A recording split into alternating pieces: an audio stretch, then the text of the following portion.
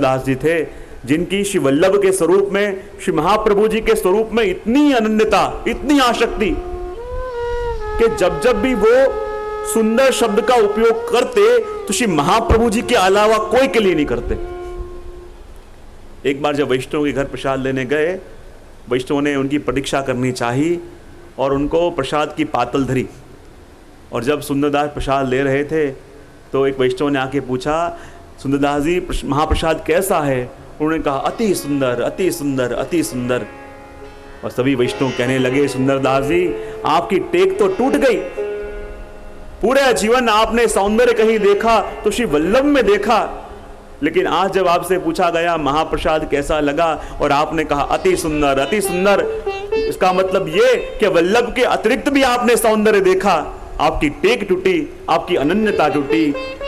सुंदरदास जी कहने लगे, मुझे तो पता ही नहीं तुम क्या पूछ रहे थे, किसके बारे में पूछ रहे थे, क्योंकि प्रसाद तो मैं यहाँ ले रहा था, पर मेरा मन तो उस समय विजयनगर के दरबार में था कि जहाँ बड़े बड़े विद्वानों को श्री वल्लभ ने परास्त किया है, बड़े सिंहासन के ऊपर विराजमान हैं, बड़े बड़े विद्वान आके आपकी स्तुति कर रहे हैं। और उस समय जब आपने पूछा कि कैसा लगा, तो मेरे मन ने कहा श्री वल्लभ का स्वरूप बड़ा सुंदर लगा, बड़ा सुंदर लगा, बड़ा सुंदर लगा, क्योंकि मैंने कहीं सौंदर्य देखा तो मात्र उनके स्वरूप में देखा। और आपके स्वरूप के कारण, आपके स्वरूप में जो आसक्ति होती है वो वास्तव में पुष्टि प्रेम है। और गोपियों का जो प्रेम प्रभु के प्रति है वो प्रभु के गुणों के कारण नहीं, पर प्रभु के स्वरूप के कारण।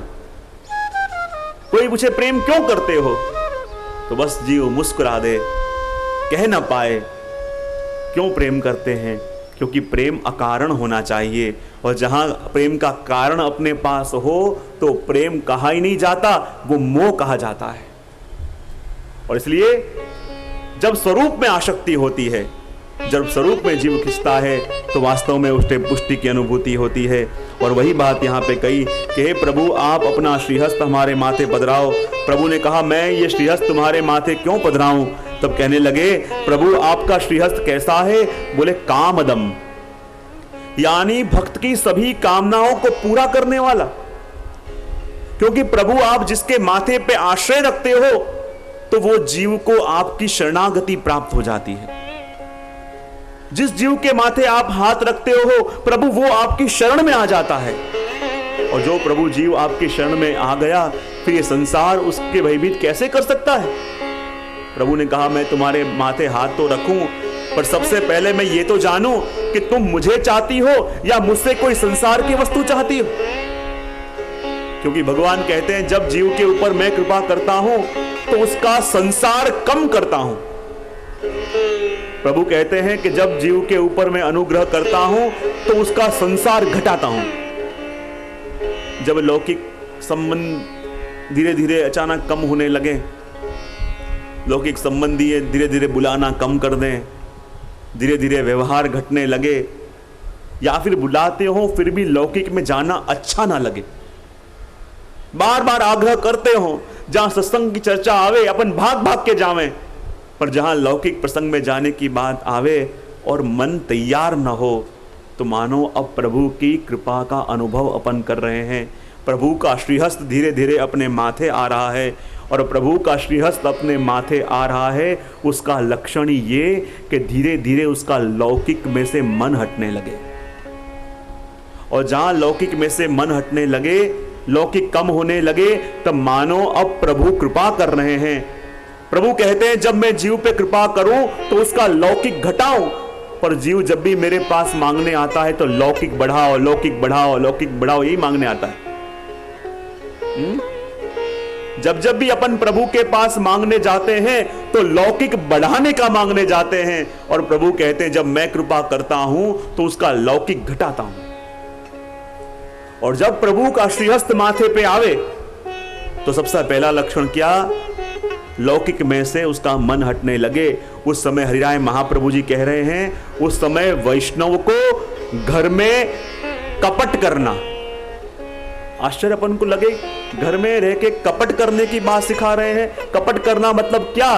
कपट करना मतलब ये कि जब प्रभु का श्रीहस्त माथे आया तो घर में पहले की तरह रुचि नहीं रही, संसार के कार्यों में रुचि नहीं रही, संसार के संबंधों में रुचि नहीं रही, हरिराज जी कहते हैं कि रुचि नहीं रही, फिर भी कपट करके ये दिखाने का प्रयत्न करना कि अभी भी पहले जैसी रुचि है, ताकि जगत के लोग तुम पे उंगली नहीं उठावें, जगत के लोग तुम्हारे धर्म पे आक्षेप न करें, जगत के लोग तुम्हारे ऊपर ताने न कसें। अलौकिक में कपट नहीं रखना, पर लौकिक में कपट दिखाने का प्रयत्न करना। भले पहले की तरह स्नेह नहीं रहा, पर अभी भी वैसा ही स्नेह बताने का प्रयत्न करना। संबंध संभालने की रुचि नहीं रही, लेकिन फिर भी संबंध वैसे ही संभालने का प्रयत्न करना। और जब प्रभु का श्रीहस्त माथे आवे तो यही लक्षण है कि प्रभु के श्रीअंग में, प्रभु के चरणारविंद में जीव पहुंच जाता है। और वही बात यहां गोपियां कह रही हैं कि कर सरोरुहम कांत कामदम शिरसि देहि न श्री करह ग्रहम। हे प्रभु कृपा करो कि आपके श्रीहस्त को हमारे माथे पधराओ, और जब आप अपना श्रीहस्त हमारे माथे पधराओगे, वो कमल समान श्रीहस्त हमारे माथे पधराओगे, तभी हमको प्रभु आपके चरणारविंद की प्राप्ति होगी। और जब प्रभु हम आपके चरण में आएंगे, तभी इस भव सागर से अपने आप को छुड़ा पाएंगे, इस भव सागर से छूट पाएंगे। आज लोग कहते हैं भव सागर से कैसे छूटे, संसार के बंधन से कैसे छूटे।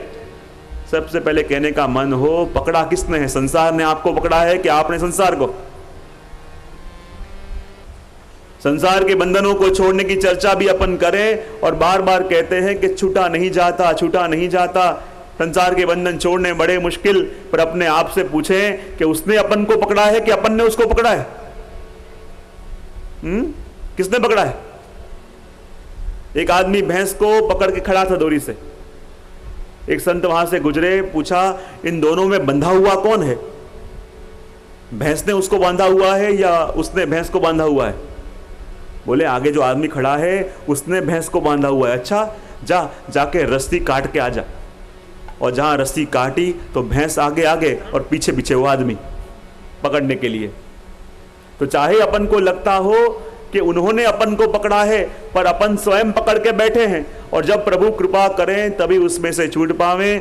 वही बात यहाँ पे गोपियां अपन को कह रही हैं और विनती करती हैं कि हे प्रभु कृपा करो, आपका श्रीहस्त माथे पधराओ, क्योंकि अपन अब धीरे धीरे अपनी स्पीड बढ़ाएंगे। गत 4 दिनों में अपन ने 4 श्लोक करे, पर आने वाले 4 दिन में अपनों करीब 15 श्लोक करने हैं। तो धीरे धीरे अपनी अब स्पीड भी बढ़ाएंगे और अपन आगे चलें कि जहाँ 6ठे श्लोक के अंदर गोपियां प्रभु को उनके प्रागट्य का हेतु याद दिला रहे हैं। और क्या कह रही हैं? हे प्रभु, आप किस लिए ब्रज में प्रगटे हो? क्या भूल गए? भगवान ने कहा किस लिए प्रगटा हूं? और गोपियां कह रही हैं ब्रज जनातिहं वीरयोषिता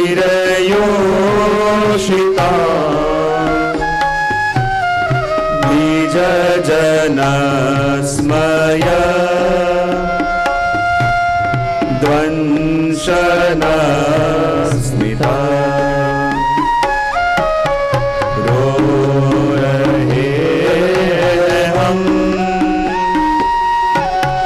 तेरी याद